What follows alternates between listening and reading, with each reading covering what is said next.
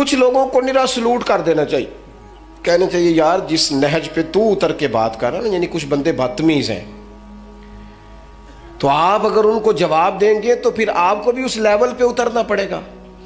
لہٰذا ایسے لوگوں کا جواب یہ ہوتا ہے کہ یار تیری حیثیت نہیں ہے، ہمارا سٹیٹس نہیں ہے تیرے جیسے آدمی سے بات کریں، تیرا وہ لہجہ نہیں ہے. وَإِذَا خَاطَبَهُمُ الْجَاهِلُونَ قَالُوا سَلَامًا، جب جاہلوں کے ساتھ مقابلہ ہو تو انہیں سلوٹ کیا جاتا ہے. ہم یہ کرتے ہیں کہ ہم ہر شخص کی سطح پر اتر کر اس سے کلام کرتے ہیں. میرے عزیز بھائیو، آپ اتنی بڑی تعداد میں ہیں، آج اپنے دل کے اندر یہ تہیہ کر کے جانا کہ ہم نے بردباری، حضرت بلال حبشی رضی اللہ تعالیٰ عنہ کے ذمہ تھا نبی پاک علیہ السلام کے مہمانوں کی دیکھ بھال. اور یہ دیکھیں کتنی بڑی سعادت ہے، حضور نے سارے معاملات کی کنجیاں ہی سیدنا بلال حبشی کو عطا فرمائی تھی رضی اللہ تعالیٰ. حضرت بلال کو پتا تھا پیسہ کہاں سے آنا ہے، کہاں لگانا ہے، کیا کرنا ہے. مہمان آتے تھے تو آپ کو پتہ ہے حضور کا فقر مبارک اختیاری ہے، پسند ہے نبی پاک کی.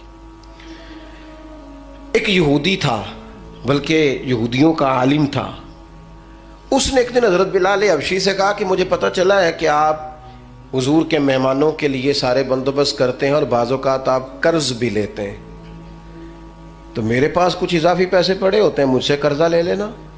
حضرت بلال نے کہا ٹھیک ہے، قرضہ اس سے لے لیا. ایک مقررہ میعاد، ایک وعدہ اس کے ساتھ طے ہو گیا.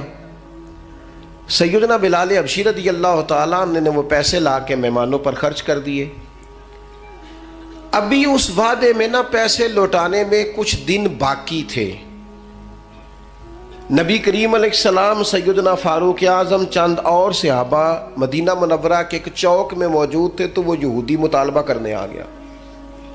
آپ کو میری پوری بات کی سمجھ آ رہی ہے؟ یعنی ابھی جو معاہدہ ہے، جو طے شدہ تاریخ ہے، اس میں دن باقی ہیں. اس نے آ کے کہا میرے پیسے دیں. تو نبی پاک علیہ السلام نے فرمایا ابھی تو وعدے میں وقت باقی ہے. اس نے معاذ اللہ سخت باتیں کرنی شروع کر دی، سخت. اب آپ کے پاس دلیل بھی ہو، آپ سچے بھی ہوں، وعدے میں ٹائم بھی ہو، تو کسی کی سخت بات سنی جاتی ہے. اور جہاں بھائی وعدہ آئے گا تو دیکھی جائے گی تیری اتنی ضرورت. اب جب اس نے سخت بات کی تو سیدنا عمر فاروق نے تلوار پہ ہاتھ رکھا. حضرت عمر ہے نا، شیر ہے نا اللہ رسول کے، ہاتھ رکھا تلوار پر. تو نبی پاک علیہ السلام نے فرمایا عمر جلدی نہ کر.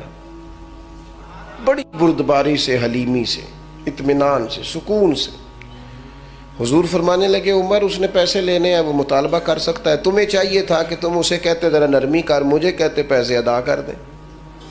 حضور فرمانے لگے اب اس طرح کرو، اس کے ساتھ جاؤ، فلاں جگہ کھجوریں پڑی ہیں، جتنا اس کا قرض ہے اتنی کھجوریں تول کے دے دو، اور یہ جو تم نے تلوار پہ ہاتھ رکھا ہے نا، اسے ڈرایا ہے، تھوڑی کھجوریں زیادہ بھی دے دینا.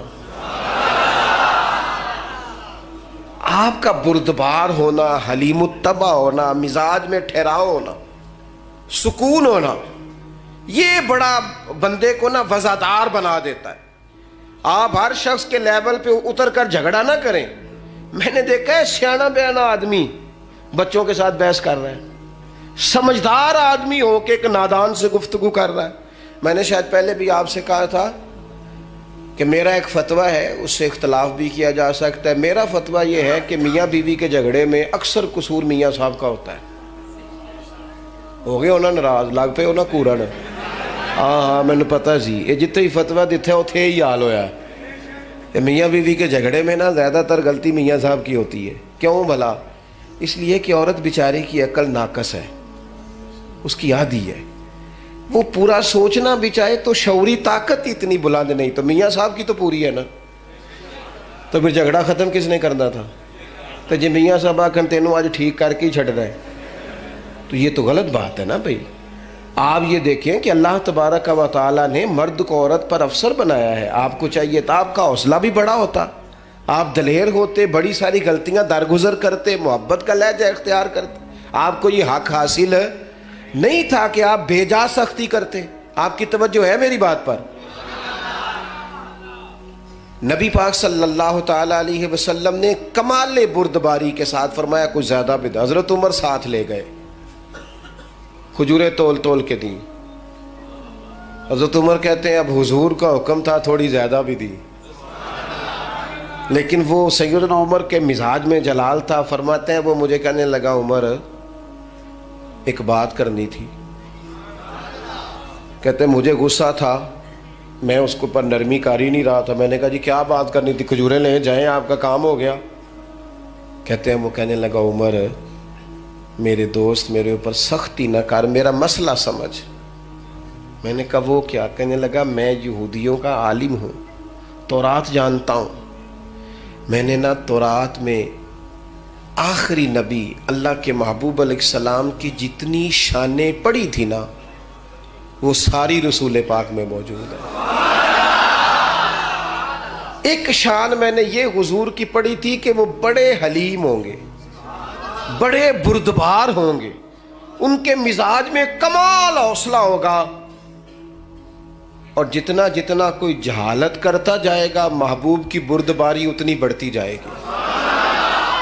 عمر میں نے جان بوجھ کے قرضہ دیا تھا، باقی ساری شانیں دیکھ لی تھی، یہ میں دیکھنا چاہتا تھا.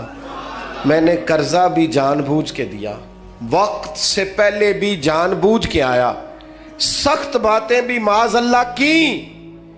لیکن جب رسول پاک صلی اللہ علیہ وسلم کی بردباری، حوصلہ اور وفاداری دیکھی تو عمر اب تو مہربانی کرنا مجھے لے چلنا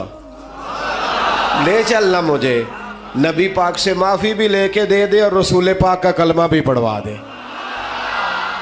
میں تیریاں ویخ کے ادامت مرید ہو گئی. اب نا یہ حلم، یہ بردباری، یہ کمال، یہ وفاداری، یہ ٹھہراؤ، یہ حسن، یہ تازگی، یہ رسول پاک کی عظمتوں کی بلندیاں، میرا تو دل کرتا ہے اب قربان ہو جاؤں حضور کی ہر ہر ادا پر. قربان. تھوڑا نا مزاج میں بردباری لائیں، حوصلہ لائیں. کوئی ضروری ہے ہر سوال کا جواب ہم نہیں دینا ہے؟ نہیں سمجھ آئی بات کی؟ کوئی ضروری ہے کہ جو بندہ جو بات کرے گا ہم اس کی سطح پہ اتریں گے؟ میں تو انہوں پوچھ لینا ہے، کئیاں نو نہیں بھی پوچھی دا.